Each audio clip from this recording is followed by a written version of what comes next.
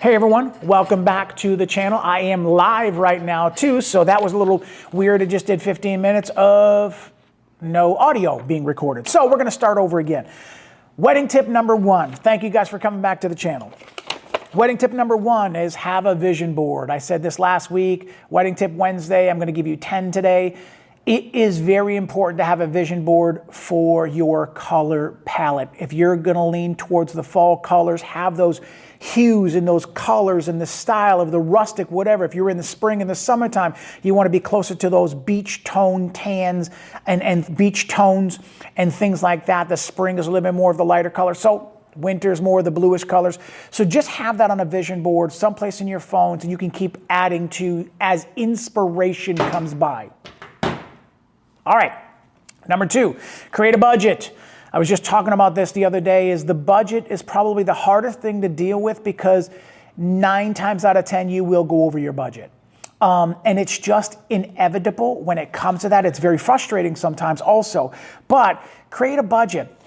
Some people, they have X amount and then all of a sudden they find the venue of their dreams and it takes 3/4 of the money.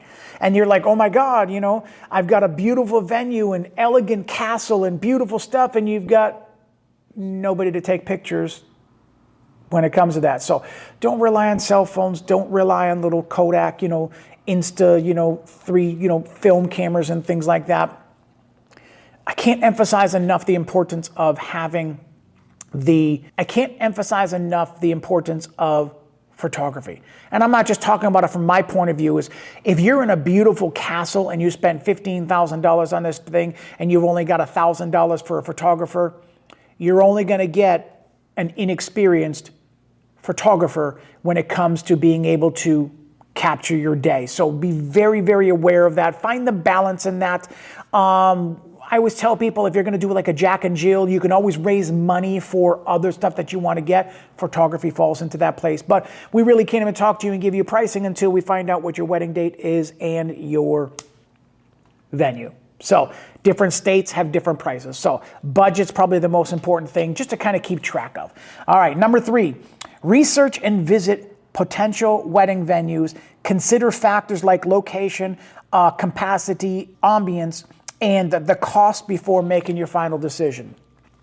When you're doing your venue, some people will just gravitate right to X venue, and there's nothing wrong with that. I don't care if I'm driving 45 minutes to get to where I gotta go, they'll compensate for that. So I had a wedding client the other day that was going 5 minutes from their house for the church and then 10 minutes to the venue, and they were considering a separate venue that was gonna add 45 minutes of a drive and 30 minutes of a drive.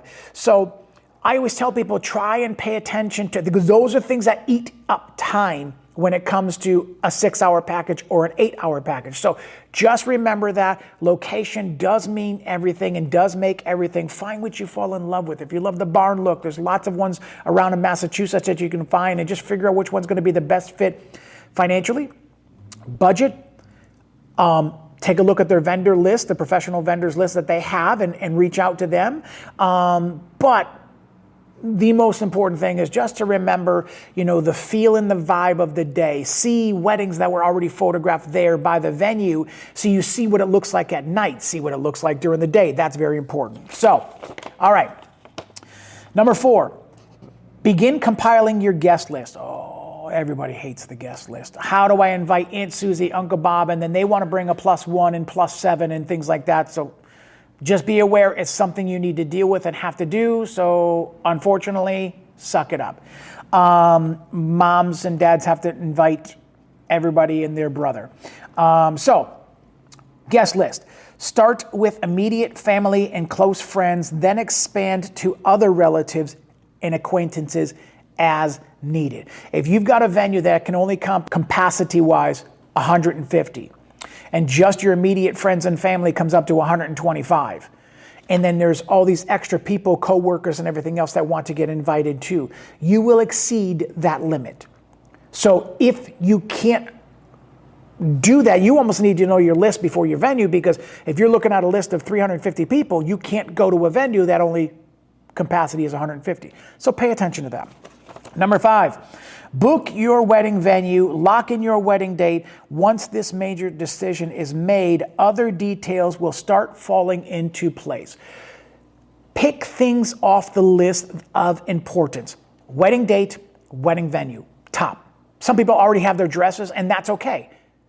Wedding venue, wedding date. Because from there, all of your professional vendors will be able to, the first thing we're going to ask you, caterer, DJ, flowers, everything, we're all going to ask you the same thing. That's what we need to know. So prioritize venue and date. Then work down your list. If your priority is photography and then DJ, or DJ then photography, that's okay. Caterer, all those different things like that. So start to prioritize. Once you get that photographer, check mark. Once you get that DJ, check mark. Once you get that caterer, check mark. You start to feel better knowing your list has started to being picked off. So number 6, start shopping for the wedding attire. Tuxes, I cannot emphasize enough. They need to be done ahead of time. Look at when you go for the bridal gown and you find the dress, sometimes they have recommendations for tuxedos. Either they can do them or they know somebody that can do them that they refer them to. That is very, very key when it comes to that. So that's helpful. Start the wedding attire. That's number, what do you think we need to say? Number 6. Begin looking for your wedding gown, suit. Explore other options for bridesmaids' dresses, groomsmen tuxes, and other members in the wedding parties. Mother-in-law dresses, mother of the bride dresses, things like that. All right, pretty self-explanatory. Number 7, research and book your wedding vendors. I feel like this should be closer to the top, but we'll stick to the list. This includes photographers, videographers. I feel like this should be above your dresses. I'm sorry, I feel like it should be above your dresses. The best ones get booked early. I'm already looking at weddings in 2026. So, research your vendors, photographers, videographers, florists, caterers, DJs, and or bands and other professionals. You'll need to bring the vision to life, which is why we want to know the season of your wedding so we get a vibe for what kind of atmosphere we're going to be working in. All right. Number 8, plan your ceremony and reception details. Decide on the flow of events. Let me just back up here real quick. Deciding on the flow. Itineraries. I'm going to put this in, this is a little bonus for you, in between 7 and 8. When you get to that DJ, if you do not have a wedding planner or a wedding coordinator, the DJ is the one that runs point. It runs point.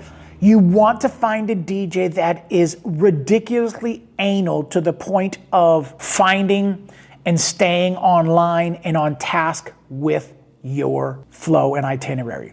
Now, the DJ doesn't start until the cocktail hour. So remember now, the photographer comes into play with keeping everybody on schedule. So find a photographer that is anally on track and on time with making sure everybody, I can't control if the bride is late. When it comes to the ceremony starting on time, it's the bride and groom that dictate the attendance starting on time and the wedding starting on time and the ceremony starting on time. If Aunt Susie and Uncle Bob is running late, we don't wait. If Grandma and Grandpa are on their way, we wait.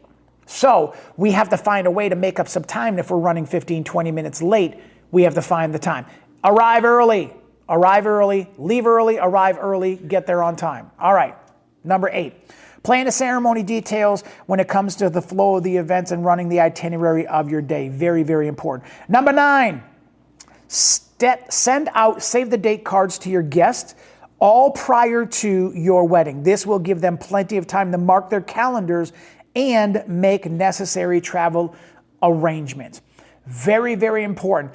If you get a photographer that includes engagement pictures, which I do, they can use those save the dates for a picture from their engagement session for the save the dates so that they can send them out when they're supposed to. That'll be another video on when they're supposed to go out and your invitations are supposed to go out. So when they go out, they know and your guests know, oh, they're getting married on the 24th. We got to save our vacation to go after the 24th or before the 24th and come back in time for the wedding. It's very, very important. Don't send it out 3 months in advance in the middle of summer and expect all of your guests to drop their cruises and trips and vacations, and nobody's going to stop going to Disney because you're getting married. So just keep that in mind. Pay attention to stuff like that because save the dates out early enough.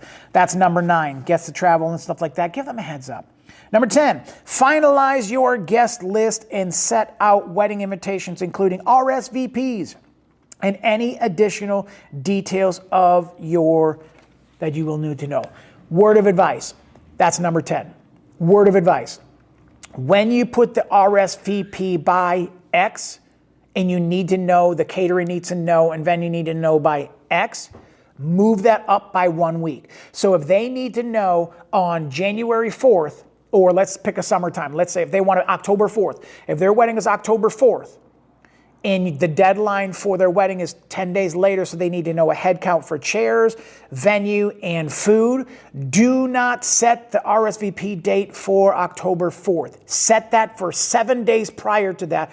That way there will always be people that will not get their stuff back on time. And then you got to start reaching out to people. And that's when brides and grooms get frustrated because grooms usually don't help with that. Or the in-laws or the parents or the wedding party has to start reaching out to people. Hey, we need a head count by the 4th. We need a head count by now. So pay attention to that because that's very important. So all 10 tips instead of just one for today.